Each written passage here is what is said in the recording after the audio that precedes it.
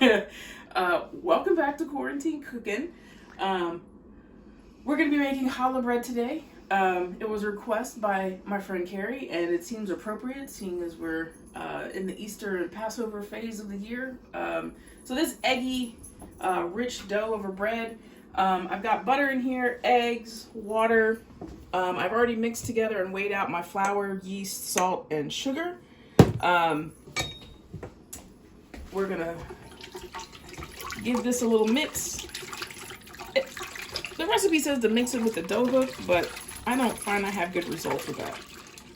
So we're going to give that a little bit of a mix. And then we're going to knead this on low with the dough hook.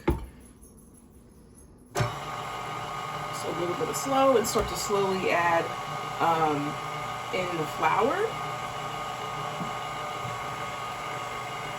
So actually, let me get my handy dandy feed. I'm known to get this all over the counter even with this thing, so I'm just going to measure this in this way. And the water is warm and the butter is warm because I just recently melted it, and that'll help the yeast get going. So this is 3 cups of flour, 1 package of yeast, half a cup of sugar, and a teaspoon and a half of salt.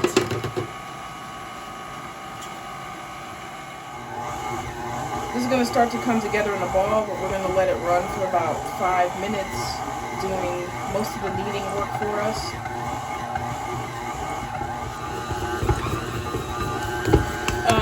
What makes a difference in how much flour you need for the recipe is relative humidity in the air, the protein content in the flour that you're using. I'm using King Arthur flour, which is known to be a little bit on the higher side of protein. So you just have to kind of look for stickiness and add a little bit of flour at a time.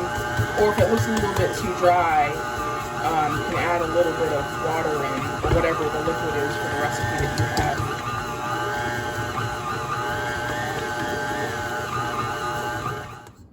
have. It's come together into a pretty firm but smooth kind of dough. So I think that's pretty good. That was on the dough hook for about 4 minutes. Looks pretty good to me. It's been a long time since I made a challah bread, so we'll see if this actually is right or not. Fun times cooking with Alexis. Let this rise until it's doubled in size. Because there's egg in here, there's sugar in here, there's butter in here, it slows the rising process. So this is probably going to take 1.5 hours to 2 hours to double in size. And for this bowl, I kind of want to take a look to see what double in size kind of looks like. And this is actually going to go through 2 rises. Once we get it doubled in size, we're going to press out the air and then let it rise again for another 40 to 60 minutes until it doubles twice to get a lot of air into the dough. So it's not, this is a light, fluffy, airy bread. So we really want to get a lot of air into it. So we'll leave this sit and we'll be back.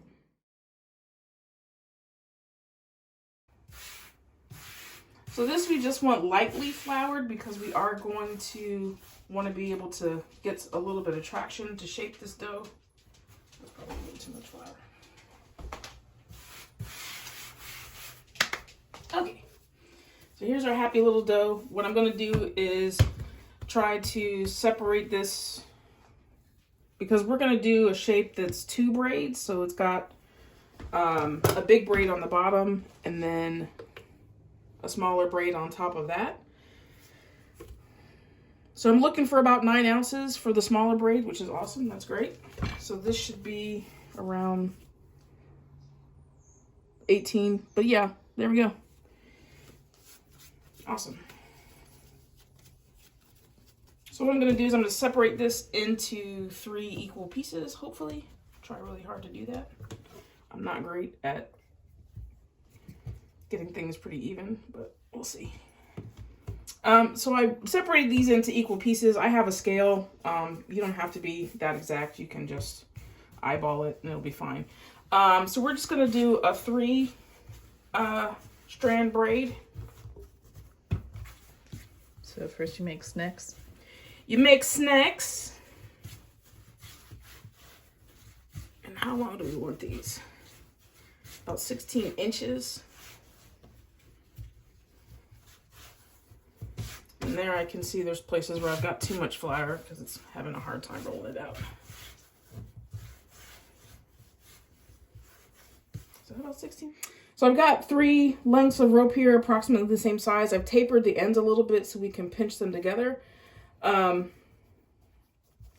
then we're just going to do a regular sort of braid with this. If you've ever braided hair before, same deal.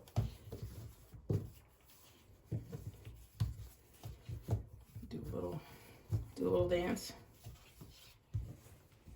Get those ends pinched together some more.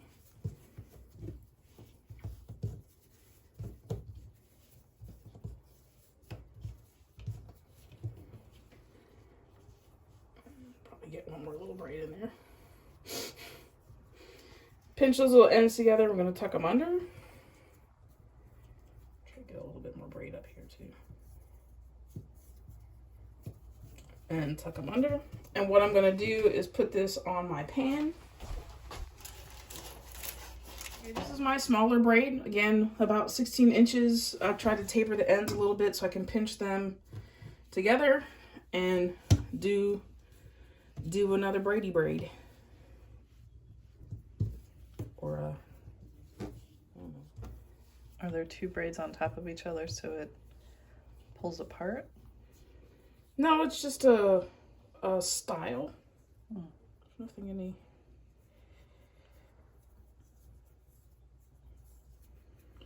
It's just for pretties. So what I also have is a brush, and there was a yolk, an egg white left over from making this dough that I'm going to brush on this. This is mixed with a tablespoon of water and sort of put together. So we're going to brush the top of this one, get it nice and eggy and wet.